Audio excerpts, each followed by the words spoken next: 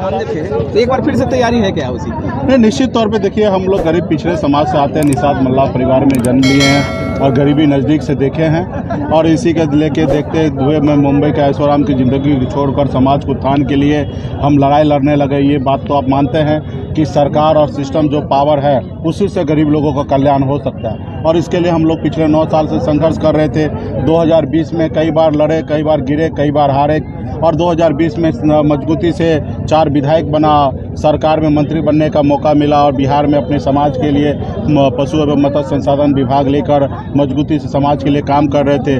लेकिन उन लोगों को हमेशा गुलाम बनाना था कि उसके इशारा पर हम चले, उसके इशारा पर नहीं चले तो उन्होंने पार्टी तोड़ दिया, विधायक ले लिए। फिर हम लोग जनता के बीच में आए, संघर्ष कर रहे हैं, दल बनाए हैं। जिसके पास दल होता है उसके पास बल होता है और बल जिसके पास आता है उनका हर समस्या का हल होता है। जिसके पास दल नहीं है वो दलदल में है। तो यही सब अपने लोगों को बता रहे हैं, जागरूक कर रहे हैं कि अगर सर उठा के जीना है तो 2 काम कीजिए। एक तो अपने बच्चे को पढ़ा लिखा के काबिल बनाइए, उसके लिए 1 रोटी कम खाना पड़े लेकिन खाइए, लेकिन बच्चे को पढ़ा लिखा के काबिल बनाइए। दूसरा, अपने अधिकार के लिए जागरूक होइए, संघर्ष कीजिए। आज अगर अधिकार के लिए हमारे पूर्वज जागरूक रहते तो आज 1950 में जब संविधान बना, बाबा साहब ने निषाद समाज को एससी में रखा गया था। आज बंगाल में निषाद एससी में है, दिल्ली में निषाद एससी में है, लेकिन बिहार में नहीं है। जब देश एक है, संविधान एक है, देश को चलाने वाला प्रधानमंत्री एक है, तो फिर हमारे साथ भेदभाव क्यों हो रहा है? क्योंकि हम अपने अधिकार को नहीं समझ पाए, संघर्ष नहीं कर पाए, इसलिए हमको आरक्षण नहीं मिला। आज आरक्षण मिल गया रहता तो आज हमारे समाज के लोगों को 15% आज उनको नौकरी में आरक्षण मिलता। आज हमारे समाज में कलेक्टर होता है, एसपी होता है, दरोगा होता है, लेकिन आज दुर्भाग्य है कि नहीं हो पाया। तो इसी के लिए आज बच्चे को पढ़ा लिखा के संघर्ष करें। दूसरा, पढ़े लिखे रहेंगे तो अपने अधिकार को समझेंगे और संघर्ष करेंगे, अपनी पार्टी को बनाएंगे। आज बहन दलित के घर में भी बहन मायावती 4 बार मुख्यमंत्री बन चुके हैं। हमारे आदरणीय श्री लालू प्रसाद यादव जी बिहार के मुख्यमंत्री बन चुके हैं। मुसहर समाज से हमारे जीतनराम मांझी मुख्यमंत्री बन चुके हैं। तो भाई निषाद मल्लाह का बेटा क्यों नहीं मुख्यमंत्री बन सकता?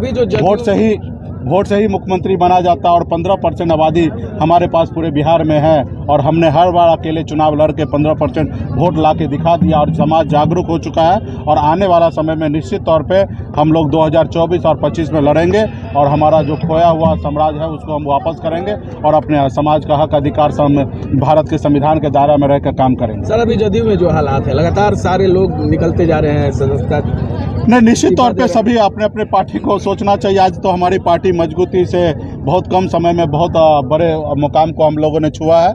हम अपनी पार्टी को मजबूती से आगे बढ़ाने के लिए जा रहे हैं। हम तो चाहेंगे कि बिहार में जितने भी पार्टी है, चाहे जेडीयू हो, आरजेडी हो या भाजपा हो, सब कमजोर हो जाए। एकलौता पार्टी वीआईपी हो, वो सबसे मजबूत हो और अपने दम पे सरकार बनाएंगे। तो दूसरा अगर कमजोर हो रहा है तो ये हमारे लिए खुशी की बात है और हमारी पार्टी मजबूत हो रहा है तो ये हमारे लिए खुशी की बात है कि हम पार्टी हमारे मजबूत हो रहे हैं। तो निश्चित तौर पे अगर जिनके नियत और नीति सही नहीं होगा तो उनकी पार्टी कमजोर होगी। क्या अकेले चुनाव लड़ने में तैयार है लालू फैमिली पे?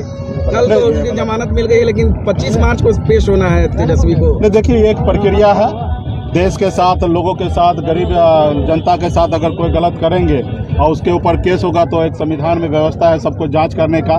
तो जांच कर रहे हैं, उस पर हमें ज़्यादा टिप्पणी करने की आवश्यकता नहीं। लेकिन लोगों का बीच में है कि ये बदले का भावना पे इस तरीके से जांच हो रहा है तो ये भारत सरकार को सोचना चाहिए कि बदले का भावना नहीं होना चाहिए। और रहा कि एक प्रक्रिया है, कानून है, सबके लिए है। जैसे कानून है, कल उनको जमानत मिला है तो सबके साथ कानून है, एक सरीका काम करेंगे। सरकार ठीक है आगे पीछे कर सकता है लेकिन कानून सबके लिए है। आप किधर जाना चाहेंगे सर? क्लियर नहीं कर पा रहे हैं गठबंधन की ओर। आज कर दे।